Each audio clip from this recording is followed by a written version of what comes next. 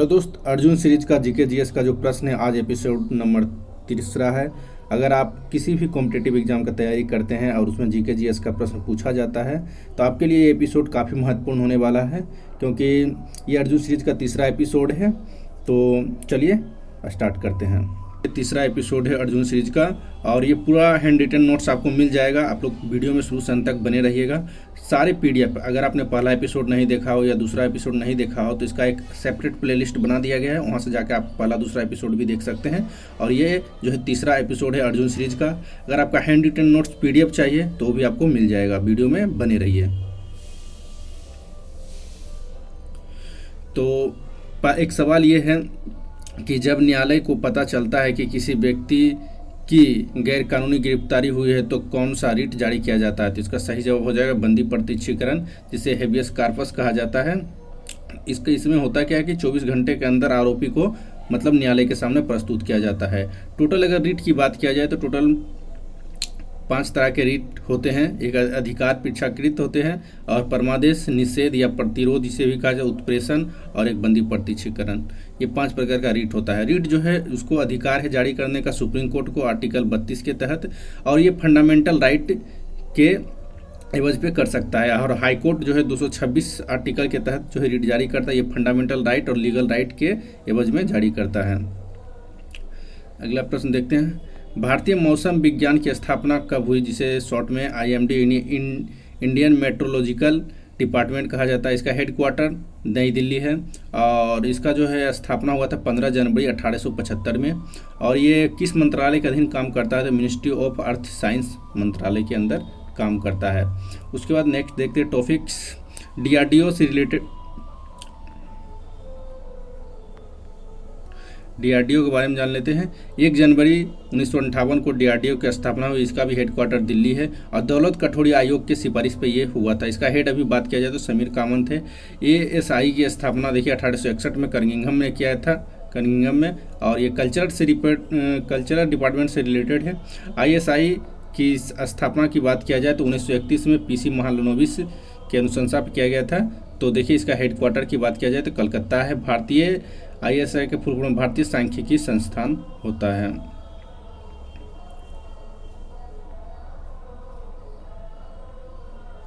उसके बाद देख लीजिए भारतीय संविधान में मूल कर्तव्यों को किसकी सिफारिश पर शामिल किया गया था? तो मूल कर्तव्य संविधान में पहले मूल कर्तव्य नहीं था, तो ये सरदार स्वर्ण सिंह समिति की सिफारिश पर मतलब ऐड किया गया था। और ये जो है USSR यानी कि रूस के संविधान से लिया गया था। उसके बाद किया जाए 42वां संविधान संशोधन 1976 द्वारा जो है भाग 4 के A कहा जाए या 51 के 1 कहा जाए, इसमें जो है 10 मौलिक कर्तव्य जो है मतलब ऐड किए गए थे। वर्तमान में जो है अभी 11 मौलिक कर्तव्य है और 11वां मौलिक कर्तव्य 66वां संविधान संशोधन 2002 में ऐड किया गया था शिक्षा से। तो ये इसमें आपको बहुत ज़्यादा फायदा होने वाला है ये सीरीज में, क्योंकि यहाँ पे सारे जो है सिर्फ क्वेश्चन ही नहीं होते हैं, उसका डिस्कशन भी टोटल जितना भी जितना भी अर्जुन सीरीज में पढ़ाया जाता है टोटल एक भी चीज़ हम नहीं छोड़ते हैं। टोटल आपको यहाँ पर लिखा हुआ मिलेगा, यानी कि गौरव सर का जितना भी मतलब PDF होता है अर्जुन सीरीज का सारा इसमें कंटेंट भरा हुआ है। तो इसलिए आप इसको स्किप मत करें। अगर आप देखिए टेलीग्राम पर इसका जो है PDF भी प्राप्त कर सकते हैं। परीक्षा तंत्र नाम से YouTube चैनल है और आप लोग अगर नए हैं तो ज़रूर सब्सक्राइब कर लीजिएगा, क्योंकि आप लोग का सब्सक्राइब से ही मोटिवेशन मिलता है तो इस तरह का वीडियो बना पाते हैं। काफ़ी ज़्यादा टाइम लगता है दोस्तों इस तरह का वीडियो बनाने के लिए। तो इसका डिस्क्रिप्शन में टेलीग्राम का लिंक भी है, वहाँ से जाके आप जो है टेलीग्राम ज्वाइन कर लीजिएगा और वहाँ per day to day PDF भी मिल जाएगा। देख लीजिए नेक्स्ट है विवेक देवराय समिति का संबंध किससे है? तो GST से संबंधित है। 101वां संविधान संशोधन द्वारा ऐड किया गया था। 246A में GST है और 279A में GST काउंसिल की चर्चा है। शिवरमन समिति नाबार्ड से संबंधित है। 12 जुलाई 1982 को नाबार्ड की स्थापना हुई। बलवंत राय मेहता समिति 1957 में त्रिस्तरीय पंचायत की जो चर्चा करता है। 2 अक्टूबर 1959 में नागौर में पहला जो त्रिस्तरीय पंचायत लागू किया गया था। उसके बाद नेक्स्ट देख लेते हैं। 1784 में हाइड्रोजन और ऑक्सीजन के साथ अपने प्रयोग की मदद से जल की संरचना की खोज किसने की थी? तो इसका हो जाएगा हेनरी कैवेंडिश ने जल की संरचना की खोज की थी 1784 में। रोंटगन की बात किया जाए तो एक्सरे की खोज की 1901 में और पहला फिजिक्स का नोबेल भी रोंटगन को ही मिला था। सोरेनसन की बात किया जाए pH स्केल की खोज की थी। रॉबर्ट ब्राउन की बात किया जाए तो केंद्रक की खोज की थी। उसके बाद देख लीजिए यहाँ पे, जैसे ये मतलब केंद्रक है बीच में, और बीच में गुणसूत्र जो ये टाइप का होता है गुणसूत्र है। और गुणसूत्र की बात किया जाए तो ये जो टेढ़ा मेढ़ा रास्ता है उसका वो जो DNA बना हुआ है, और जो एक चौखुट वाला है ये प्रोटीन का है। तो प्रोटीन में कौन सा प्रोटीन पाया जाता है? हिस्टोन प्रोटीन पाया जाता है। और क्रोमोसोम, जैसे कि मान लीजिए ये केंद्रक है, ये यहाँ बीच में केंद्रक है, ये कोशिका है, बीच में केंद्रक है, इस तरह का टाइप होता है। और ये जो बीच का भाग है इसी को गुणसूत्र कहा जाता है, गुणसूत्र। ये चीज़ें ध्यान रखिएगा। उसके बाद देखिए कुछ बुक है। The race of my life किसकी आत्मकथा है? तो मिल्खा सिंह की। The test of my life Yuvraj Singh की। और my country my life LK Advani से। ये इस टाइप के प्रश्न ज़्यादा पूछे जाते हैं, हर एक एग्जाम में आपको देखने को मिल जाएगा, इसीलिए सारा कवर करवा दिए हैं। तो अनब्रेकेबल की बात किया जाए तो मैरी कॉम का है। गोल्डन गर्ल किसकी पुस्तक है? तो PT उषा का है। My life my mission Baba Ramdev की बुक है। मिल्खा सिंह कॉमनवेल्थ गेम्स में गोल्ड पाने वाले प्रथम धावक थे। 1958 में 400 मीटर की दौड़ में भाग लिया था।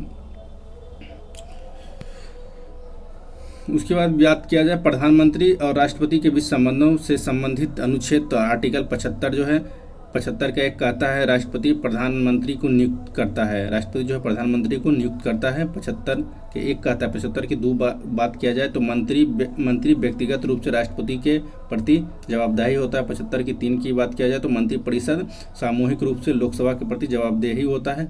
79 में संसद की चर्चा है। 80 में राज्यसभा की चर्चा है। 80 में राज्यसभा की चर्चा है और 81 में लोकसभा की चर्चा है। और संसद की चर्चा कितना में है? 79 में। उसके बाद देखिए 85 में राष्ट्रपति सत्राहुत या सत्रावसान करता है। जैसे कोई भी अभी लोकसभा जैसे फाउंड हुआ है, नया बना है, तो इसका जो सत्र का मतलब जैसे कोई भी सत्र चलता है 3 सत्र, एक साल में 3 सत्र मैक्सिमम चलता है, तो उसमें जो स्टार्टिंग का जो डे होता है, पहला डे, उसमें जो है राष्ट्रपति जो है सत्राहूत करता है। उसके बाद सत्रावसान भी करता है लास्ट में, जब मतलब लास्ट डे हो जाता है मीटिंग का, तो फिर उसमें सत्रावसान करता है। 44 की बात किया जाए तो UCC मतलब कि समान नागरिक संहिता है, जो कि गोवा में भी लागू है और उत्तराखंड में भी बिल पास किया गया है इसके बारे में। डिस्क्रिप्शन में लिंक है, वहाँ से जाकर आप PDF भी प्राप्त कर सकते हैं। नेक्स्ट देखते हैं तमिलनाडु के पर्यटन विभाग द्वारा कौन सा सांस्कृतिक उत्सव मनाया जाता है? तो नाट्यांजलि उत्सव मनाया जाता है, जो चिदम्बरम मंदिर महादेव की जो मंदिर है। तानसेन उत्सव MP ग्वालियर में मनाया जाता है। गणेश उत्सव महाराष्ट्र में मनाया जाता है, BG तिलक ने स्टार्ट किया था शिवाजी की जयंती पे। उसके बाद देख लीजिए निशा गांधी महोत्सव केरल के तिरुवनंतपुरम में मनाया जाता है। अनुच्छेद 200 किस विषय से संबंधित है? तो विधेयकों पर राज्यपाल की सहमति हो, इससे संबंधित है। विधेयकों पर राष्ट्रपति का सहमति हो, इसका जिक्र जो है आर्टिकल 111 में है। राष्ट्रपति 123 के तहत वो अस्थायी कानून अध्यादेश लाता है 123 के तहत, और राज्यपाल अध्यादेश लाता है 213 के तहत। तो राष्ट्रपति जो अध्यादेश लाता है मैक्सिमम 7.5 माह तक रह सकता है। ये टेम्पोररी कानून है, उसके बाद आपको संसद के द्वारा पेश किया जाएगा, नहीं तो ये अपने आप डिजोल्व हो जाएगा। नेक्स्ट देख लेते हैं राज्यपाल द्वारा राष्ट्रपति के लिए आरक्षित विषय 201 में इसकी चर्चा है। जैसे कि हाईकोर्ट की पावर सीमित राष्ट्रपति राष्ट्रीय हित में ही, नहीं कि राष्ट्र के बाहर जाके ये फैसले देने लगे। यही चीज़ की चर्चा है 201 में। मगध साम्राज्य पर शासन करने वाले राजवंश का सही क्रम क्या होता है? सबसे पहले देखिए हर्यक वंश हो जाएगा, शिशुनाग वंश, फिर नंद वंश, फिर मौर्य वंश।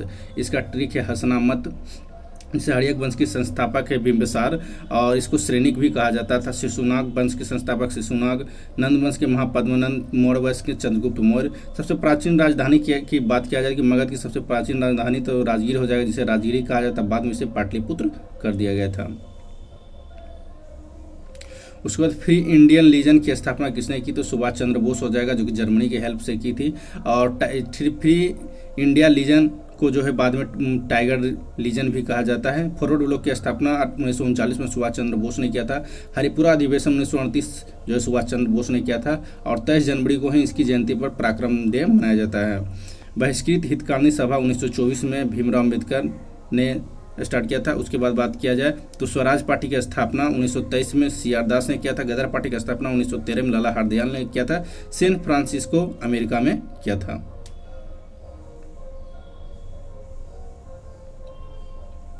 उसके बाद बात किया जाए तो 2841 मीटर ऊंची पाउना पर्वत श्रेणी किस राज्य में स्थित है, तो ये हो जाएगा नागालैंड में। आपको कोई भी बुक में ये चीज़ें देखने को नहीं मिलेगा दोस्तों, इसी तरह का प्रश्न एसएससी में बार बार रिपीट किया जाता है।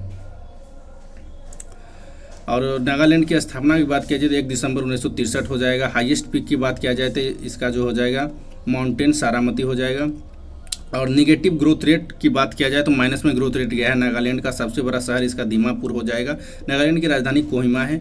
मेघालय की प्रमुख पहाड़ियां हैं गारो, खासी, जयंतर, और ये जो जनजाति भी वहाँ पे है। सिक्किम का कंचनजंगा सबसे ऊंची चोटी है। उसके बाद अरुणाचल प्रदेश का नामचावरमा पर्वत है। जनजातीय जनसंख्या 2011 के आधार पर बात किया जाए तो टोटल 10.43 करोड़। टोटल जनसंख्या में 8.6% जो है जनजातीय है, यानी कि एसटी कम्युनिटी के लोग हैं। 10.43 करोड़। मैक्सिमम बात किया जाए तो मध्य प्रदेश में है। उसके बाद देखिए महाराष्ट्र, उड़ीसा में इस प्रकार के। प्रतिशत के हिसाब से किया जाए तो मिजोरम में सबसे अधिक मतलब जनजातीय है। सबसे कम की बात किया जाए तो यूपी में हो जाएगा परसेंटेज में। और कहाँ एक भी नहीं मतलब जनजाति है तो दिल्ली हो जाएगा, पंजाब हरियाणा हो जाएगा, पुदुचेरी हो जाएगा, एक भी जनजाति नहीं है। वहीं बात किया जाए तो स्टार्च का रासायनिक परीक्षण करने के लिए किस विलयन का उपयोग किया जाता था, आयोडीन के विलयन को उपयोग किया जाता है। फूड को जो है नीला से काला कर देता है, तो समझ लीजिए उसमें स्टार्च की उपस्थिति है। रबर का बलकीकरण जैसे सल्फर मिला के गंधक ये सब। ब्रोमीन जो है कमरे के तापमान पे वो धातु के रूप में रहता है। फ्लोरीन की बात किया सर्वाधिक इलेक्ट्रॉनिक बंधुता है, यानी इलेक्ट्रॉनिक नेगेटिविटी है।